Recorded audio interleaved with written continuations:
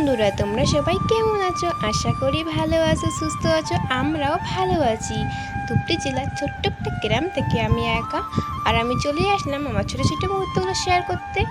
তো বন্ধুরা, এখন আমি বারান্দাটা লেপছি, আর এখন কিন্তু বিকেল হয়ে গেছে। আর আজকে কিন্তু আমি বিকেল থেকে ব্লগটা চালু করলাম, আর এখন বাজে 4:30।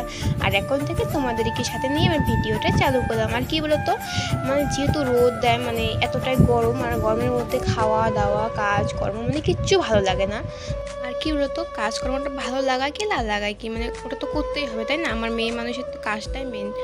তো যাই হোক, আমি তো সকাল থেকে করতে চেয়েছিলাম, লেপতে চেয়েছিলাম। তো যেহেতু আমি ঘুম থেকে উঠতে উঠতে 8টা বেজে গেছিলো, আর ঘুম থেকে উঠে থেকে এতটাই রোদ উঠেছিল, তো যার জন্য আমি লেপিনি, রোদ দেখে ভয় পেয়ে গেছিলাম।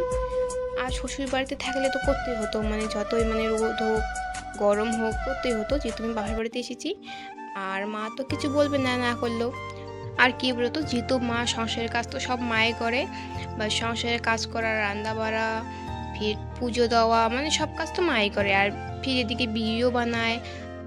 আর কি বলতো, মা না আমাকে কোনো কাজ করতে দেয় না, তো যার জন্য আমার শরীরটা না একদম ভালো না, আগের থেকে একদম খারাপ আমার শরীরটা। তো যার জন্য আমার মা আমাকে কোনো কাজ করতে দেয় না। তো তবুও বসে খাওয়া আমাকে না একদম ভালো লাগে না।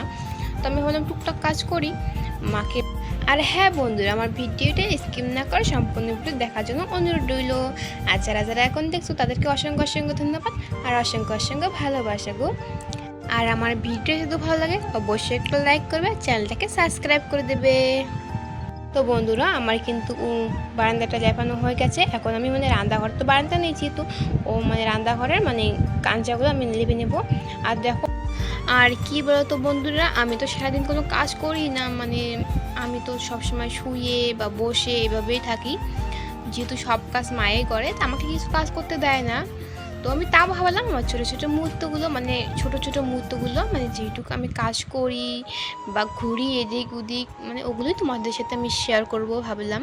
তো তার জন্য আর কি বলতো বন্ধুরা, আমি না আগে থেকে আমার মা বাবা দুজনেই আমাকে কিন্তু কোনো কাজ করতেই দিত না।